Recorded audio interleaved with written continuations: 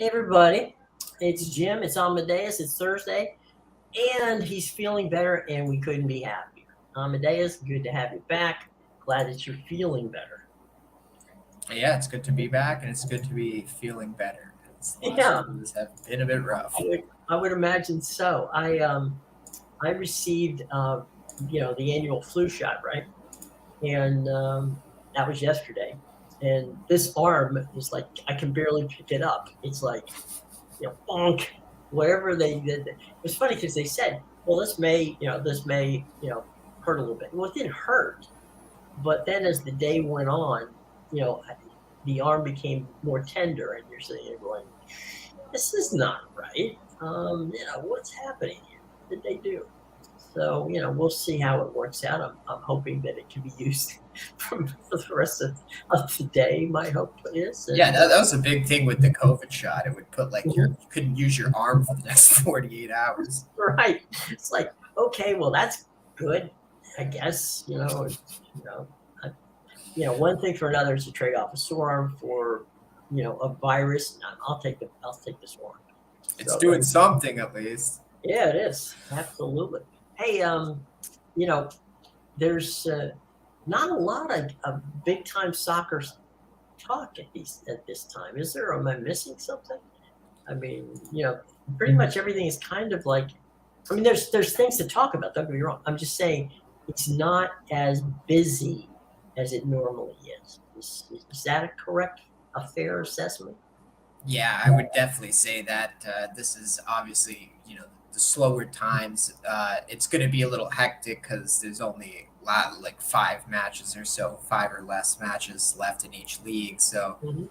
obviously you're going to get teams that are pushing to move up the table, get out of relegation, things but like that. But yeah, other than those, handful of teams at the bottom or at the top of the table, those middle teams, these are kind of meaningless matches for them, right? Like they could lose. There's some teams that could lose 5 straight. I was looking at the French league; they could lose out the rest of the season and they stay in the middle of the table. So, yeah, it's definitely a more boring time because the leagues are winding down. The season's almost over. We're in the semifinals of the Champions League. Even Champions League Tuesday, Wednesday, there was only one game on each day. Obviously, today they smacked us with 4 because you got both semifinals for the Europa and Hmm. both semifinals for the Conference League. And Right. this was the issue I was talking about when they said they should have found a better way to schedule the Conference League than just throw it on Thursday with Europa League, because now it was fine when there was 8 matches on Tuesday and 8 on Wednesday for Champions League, but now it just looks dumb. You had one on Tuesday, one on Wednesday, and 4 all at 3 o'clock today. So Oof. it's one of those where I would have liked to see, maybe have the Champions League on the Tuesday, Wednesday, but you could throw, the Europa game maybe at like noon on Wednesday, and then have Mhm. one today at 3 and do the Conference League, maybe one at 12:45, one at 3, break it up a little bit more. Mhm. But it's still a new league, so I guess they're trying to figure out the best way to work it How in to play still. with it? Yeah. No, it's interesting. That's for sure. Um, it looks like Man City, unless some bizarre act of God happens, is probably going to take the Premier League title. Yeah, they have full control now, and they've been rolling through teams in the Premier League. It's like Mhm. they're not even trying, and they're still crushing teams. But you And know there's what? It's going to be interesting because I don't know if they're going to win the Champions League title after what I saw in that first leg. So yeah, that could be a problem. They you know they they're going to get hardware somewhere, but they may not get as much as they think they are. So yeah, there's that like to deal they could get the FA Cup and the with. title still, but that Champions League, they need to be focused on that. It'll be interesting for sure because obviously we saw. Uh, I'm talking about this weekend. Last week we saw, or during the week, I guess we saw Everton smash Brighton 5-1 on the road, and I was hearing a lot of the commentators and other people in the sport talk about how maybe this Everton team can steal some points against Manchester City this week. And it'll be interesting because Man City, obviously, the way they performed in that first leg, they got to really be looking ahead to that second leg at home and focusing on that. But at the same time, I think Everton came out and smashed Brighton because they knew they probably didn't have a chance against City this weekend. And I think you're more likely to see them rest some players this weekend because after their match this weekend against Manchester City, they have two other matches, I think, against bottom half teams in the table. So, much better chance to get some points and move up the table from that. But we will see how the weekend unfolds. We have a question from Bryson Webster on Twitter. And his question is, who do you have finishing in the top 4 in the Premier League? Manchester City, Arsenal, Manchester Hang on, United. I gotta type it. Man City, Arsenal, Newcastle, and Man United. I don't believe in this Liverpool team. From what I've seen, from how they're playing, they're winning matches, but they're not really winning matches themselves. They're getting a lot of help in those wins. So it's Man City, Arsenal, Newcastle, and United. And Man U. Foxy and Sean. Yep. There you go. Byron, thank you for asking. Yeah. All right. And let's see. Yeah, I didn't see Foxy there. And I still think Leeds is getting relegated. Going down. Riding the Leeds train. I was saying it when they were in 13th, and now they're a point above relegation because they just keep losing games. That's tough. Well, let's downshift here as we've got some time to do it. We're getting some really interesting NBA action. I mean, we got the Warriors came off the deck last night to win a game to keep from being eliminated. You got Philadelphia's looking good. You got the Knicks, and the Heat still in their fight. So we got some decent series going here in the NBA.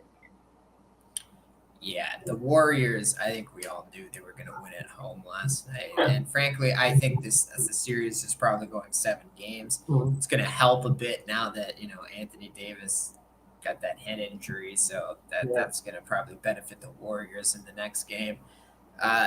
It's funny, in the Celtics 76ers series, I took the 76ers in the first 4 games.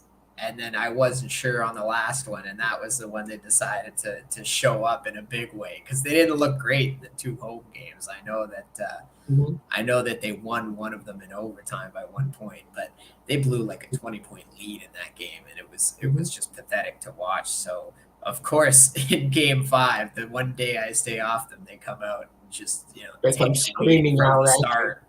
Yeah, just from the start, they were like, "We're not giving up the lead tonight." Yeah, this is not. You're going to see how good we are at what we do, and it is what it is, right? You got what you got to deal with. We got. I'm checking our. The reason I'm looking at some other stuff is we have. When you're on Twitter, which we're live on Twitter,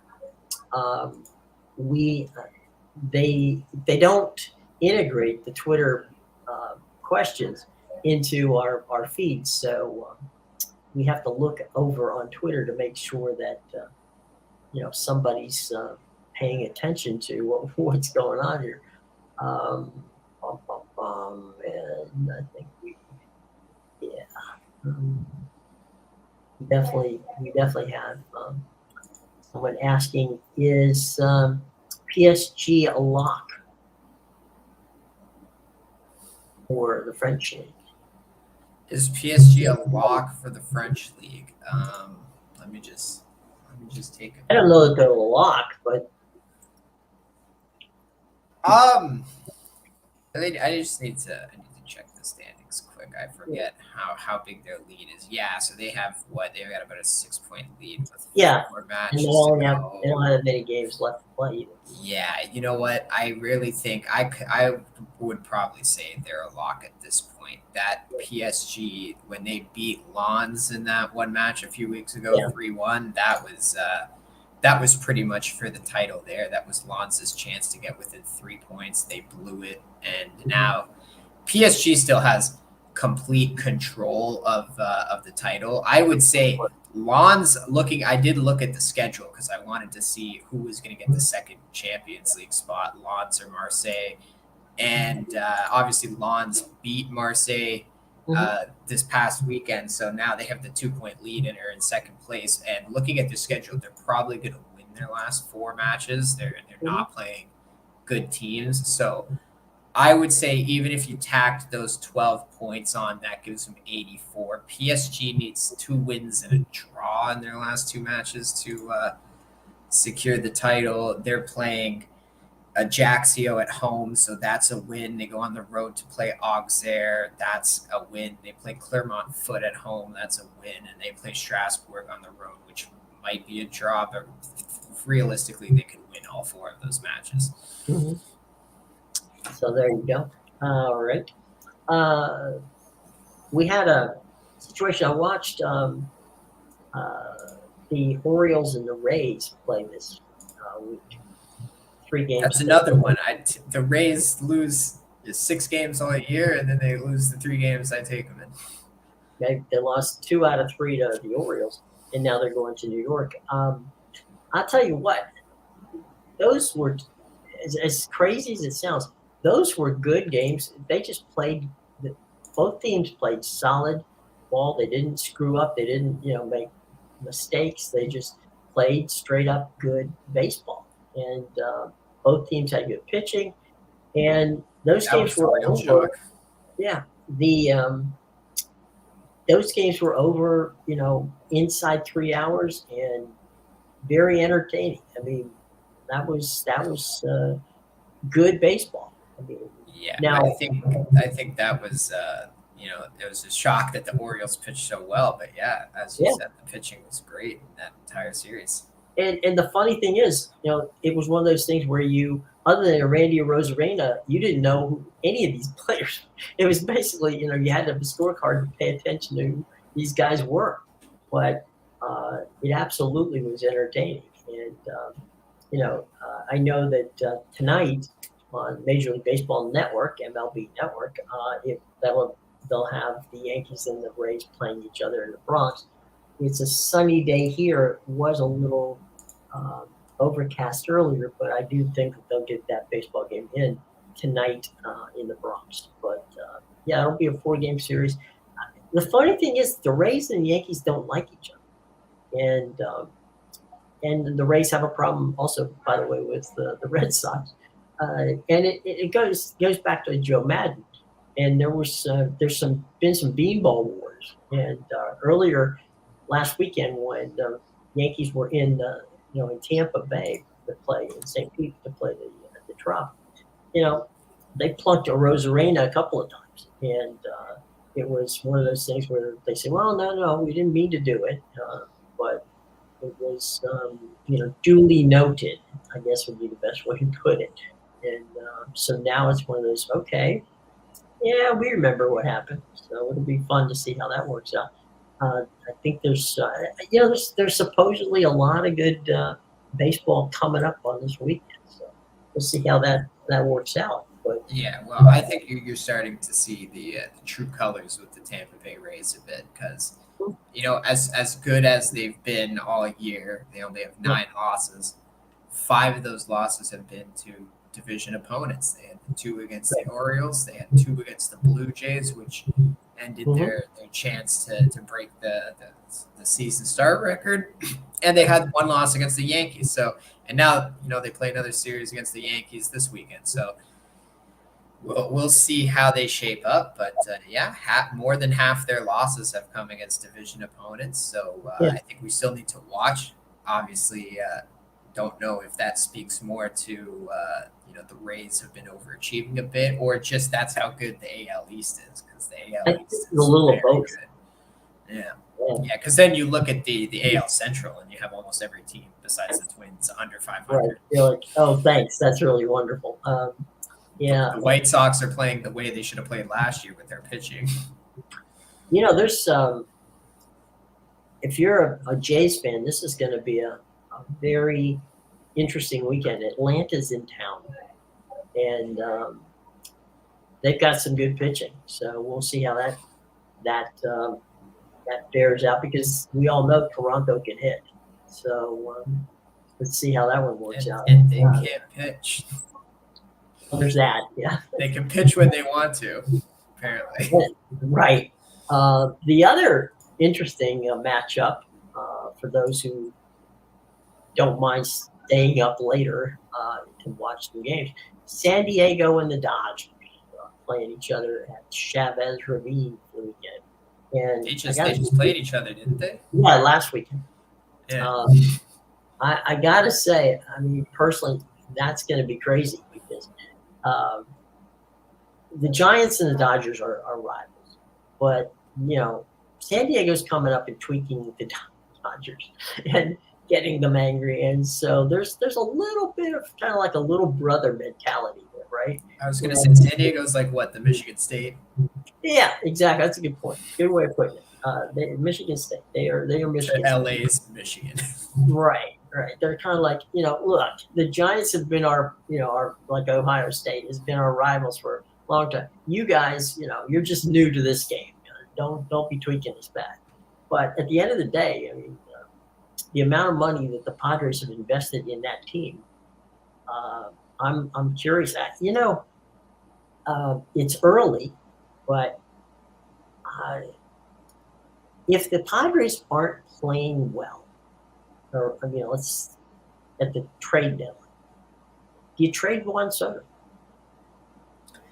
I don't know if you trade Juan Soto, but I don't know what to do with this team, because it may be early in the season, but it's not early in this project. This is like their third or fourth year of just now trying to acquire any bat they can get their hands on, and so far it hasn't paid off. And you got to think, they're not going to give them a lot more time. Like maybe this season, next season, or if you don't win anything next year, or at least even the division, like. You gotta really step back and say, okay, this entire project is a bust. Well, Soto walks at the end of the year. I mean, he's a free agent, so they could try to sign him and see if he gives them some sort of hometown discount. Spoiler alert: his agent is Scott Boras, so I don't think that's going to happen. Yeah, but he wants what? He wants like $600 million. So well, he can want whatever he wants.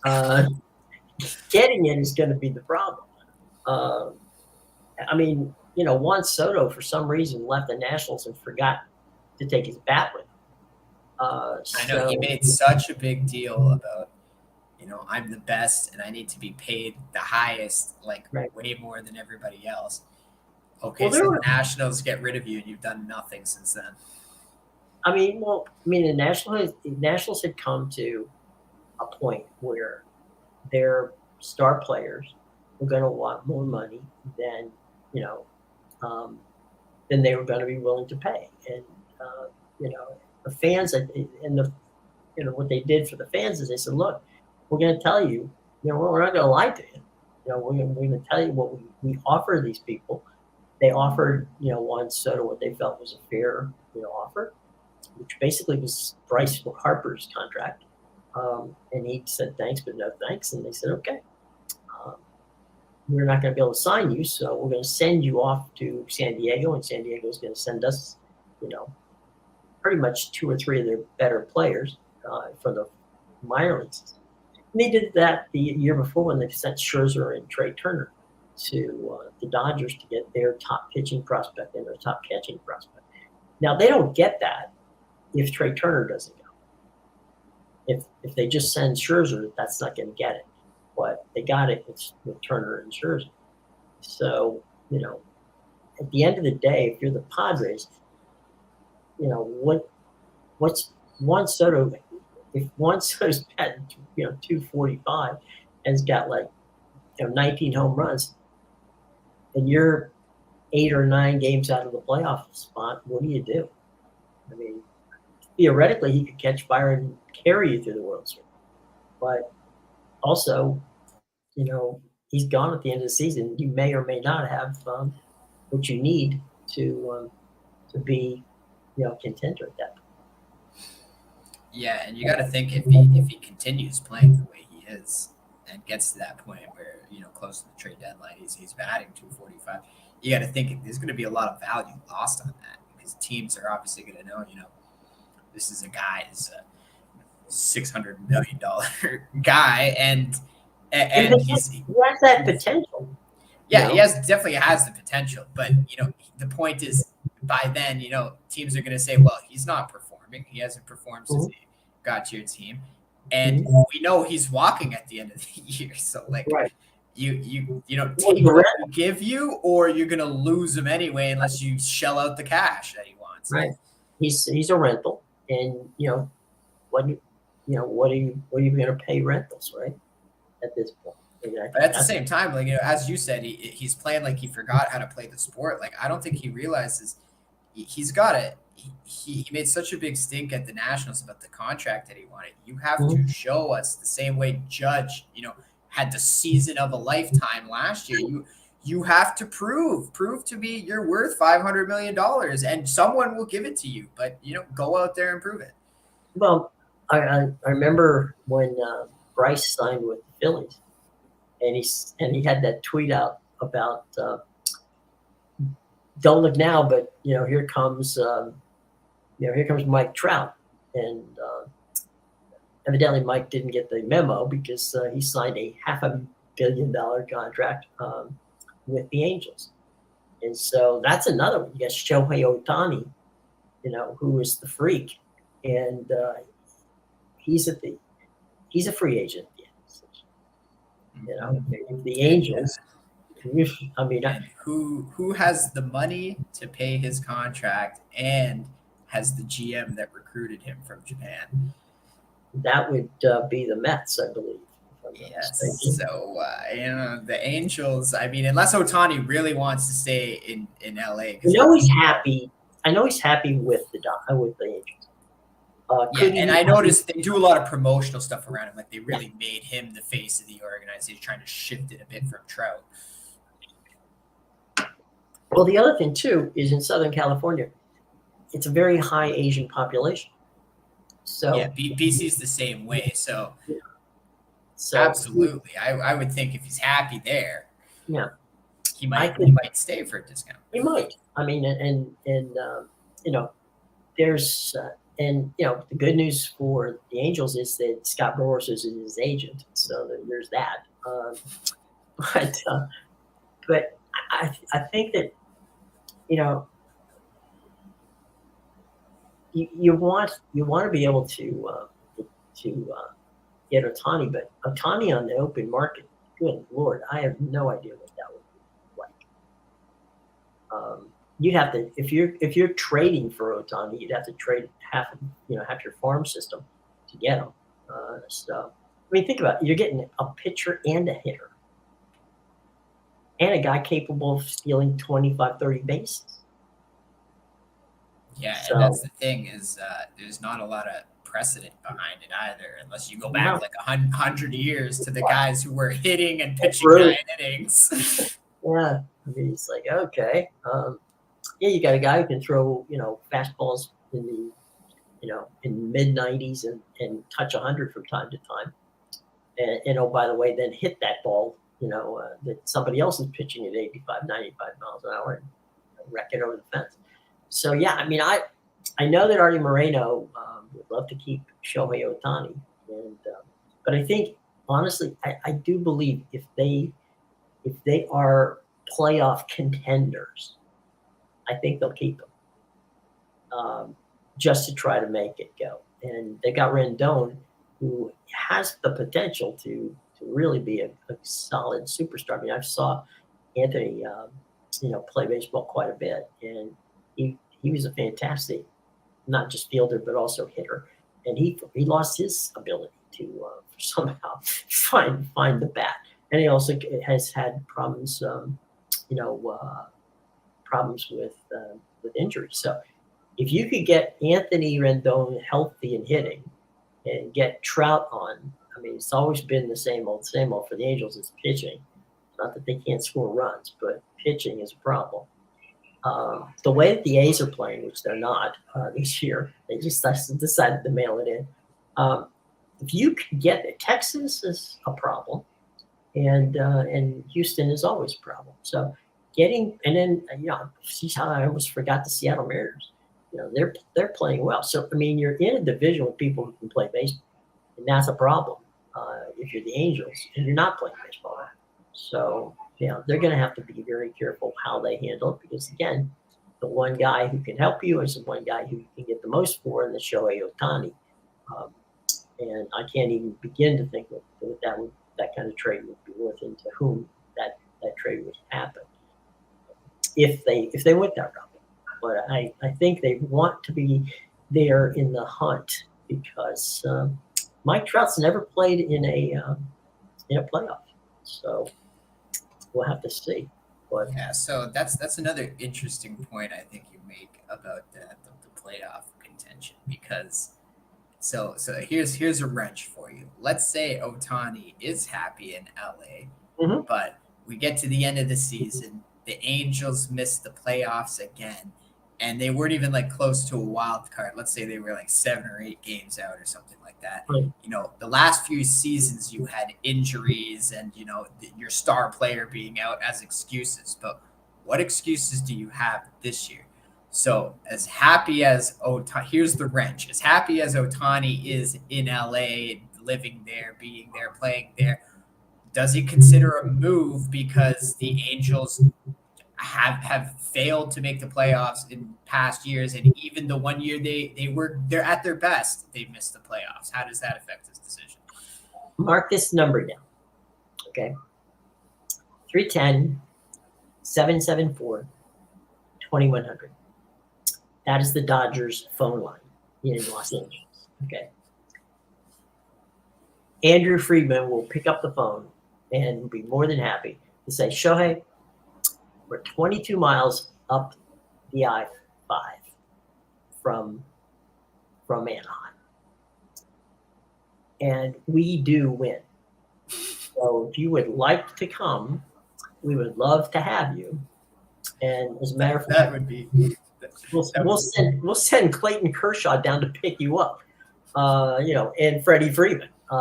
So the Dodgers have money.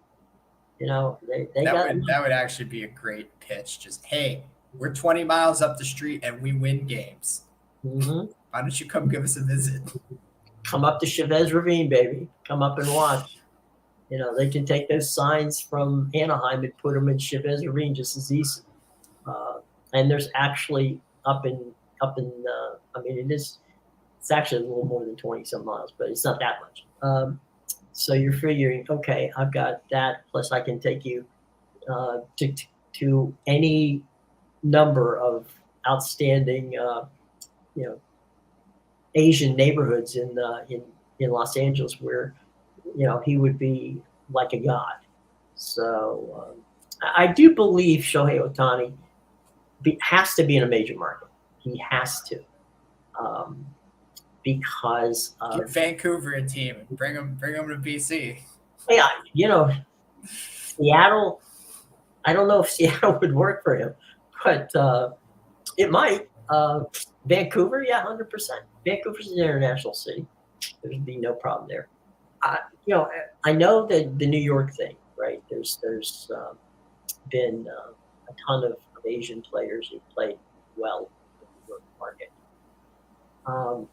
It's a different vibe in Southern California as it is instead of what's like in Queens or in the Bronx. So I don't know if that's a vibe that Shohei Ohtani wants.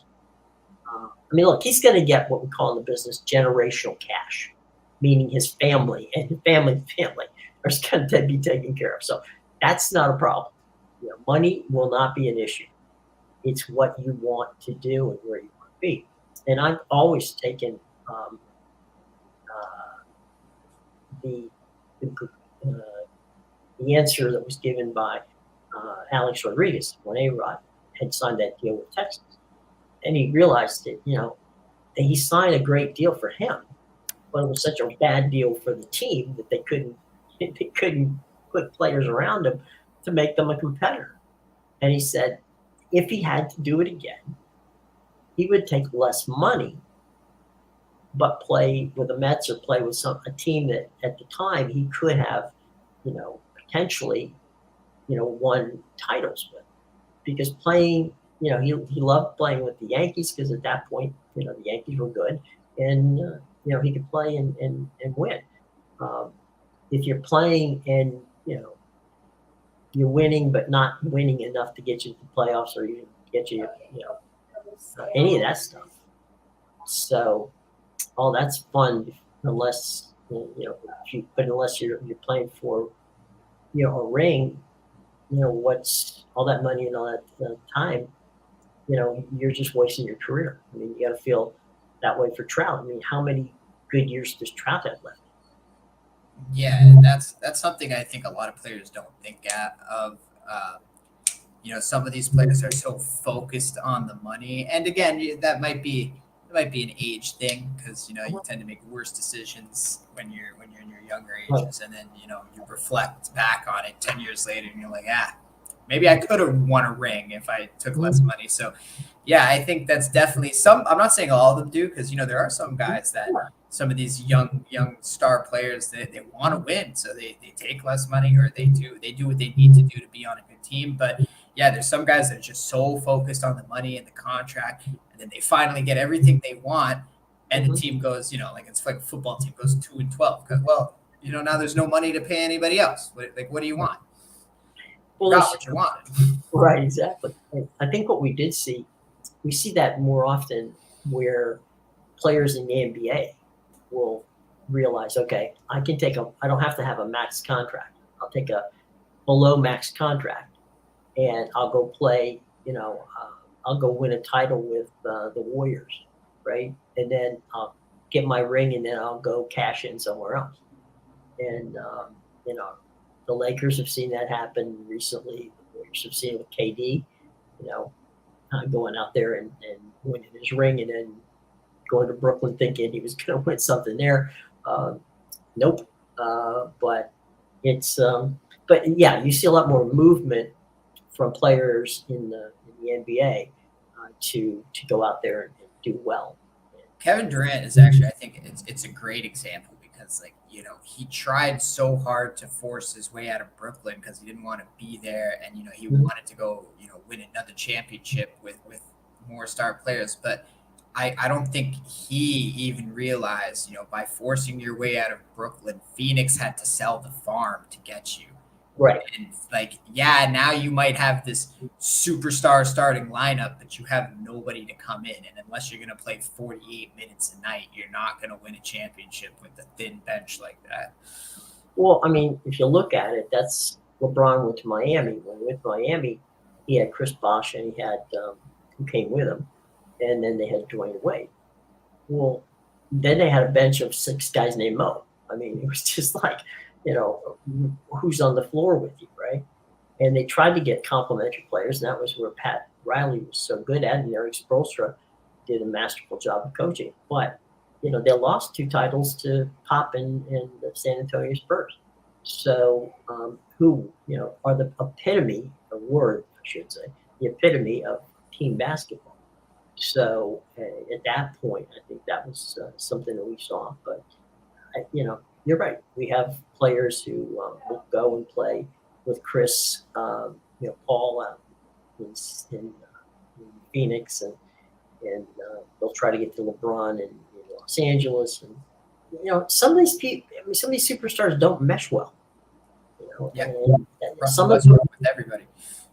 Yeah, that's true. And some of them, what we used to joke about John Wall, right? He's the guy who gets paid, $100 million to do nothing. To sit on the bench and watch. But it is what it is. And, one last thing we'll get going here, get you out and get you some rest. and that was I was happy to see that Chicago got the first draft choice in the NHL, and it's kind of weird, but there's there's no other major city in the United States. We're talking about New York, we're talking about Los Angeles, we're talking about Chicago, right? Chicago, Philadelphia, and Boston. Those three are big cities that are massive sports fans, and they watch the games, they go to the games, and they truly love their teams. Now, I know a lot of Yankee fans and New York fans are going to be mad, but the percentage of Chicago fans who watch the Cubs, watch the Bears, watch the Blackhawks, and the Bulls, it's not even close. I mean, they follow their teams, and so the Blackhawks have had tough times in the last few years, and maybe now they'll get that once in a generational player, which supposedly there's a couple of them out there. Yeah, and But we'll see. hockey is the one sport I think out of all the sports Mhm. where the draft is very important because that one player can literally alter your franchise. Like football, obviously there's the quarterback, but if you're not drafting a quarterback, you don't need a quarterback. Your first round draft pick is going towards an offensive lineman or a defensive player, right? And there's so many out there to get. Like obviously, there's very good guys, but you can always they're like a dime a dozen. You can always find another good defensive player, maybe not as good, but does things well. Basketball is maybe the only other sport where I would say, you obviously they're going to draft the best guy, but at the same time, basketball is such a chemistry sport. You need to also, you're not just going to throw your star in and take over the team. That's Right. not really how it works. You need to see how they're going to work with the veterans and really what the best fit for the basketball. Hockey is the one sport where, you draft the best player in the draft because, it doesn't matter if he's left wing, right wing, center, or defense, but it's probably going to be a forward. That guy's going to change your team. And then you build around that player. So I think hockey is the one sport where probably the draft is the most important because you're always just going to take the best player. Well, here in Washington, they drafted Alexander Ovechkin, and then a year later they drafted, Nicky Baxter. So you had, you had a lot of stuff going on with those two guys. Do me a favor, take over for just a second. This is a little bit of, I got to take this call for just a second. Sorry, guys. Oh, for sure. Yeah. So, just as I was saying, like hockey's one of those sports where the team's always going to take the best player. And I'm not trying to say it with other sports where, there aren't good players or a player can't alter a team. They can. But again, with basketball, you do have to take into account the chemistry. You're not always going to take the best guy, number one. They could end up slipping because, the team, he doesn't work. He's not going to work well with the team. Whereas hockey is just one of those sports that like you're going to take the best player and they're gonna figure it out because you just need the production at that point. Yeah. And, sometimes you, the other thing we talked about oh shoot, what we were talking about the forwards. You also can steal a goalkeeper in that, deal too. I mean, we've had some of those come up through it. Vasilevsky, Tampa Bay was one that, look at what happened with him. You can build from the back forward, or you can build from the forward back. Definitely. Depending on it. And in soccer, there's not a draft really, right? Or it's more of a you're drafting by taking people from other teams. It's more of a farm system, right? Okay. Like, because you obviously like every team has an academy and they have like Right. U19, U17, and all the way. I know people who had their like cousins enrolled in the Barcelona academy at the age of 6, right? So Yeah. Mbappe came from the Monaco academy. Like there's some teams out there, like Monaco is a great example. They're just a team that they're not trying to win hardware. They're just they treat their team like a business. They're trying to find young, good players, buy them for cheap, train them up, sell them for 100 million euros. That's not a bad idea. Seems to be a good way of going. Well, anyway, any final thoughts before we get out of here on a nice Thursday afternoon? No, there's 4 soccer games, so go enjoy the semifinals. There you go. All right, bud. We will see you tomorrow. Everybody have a nice day. And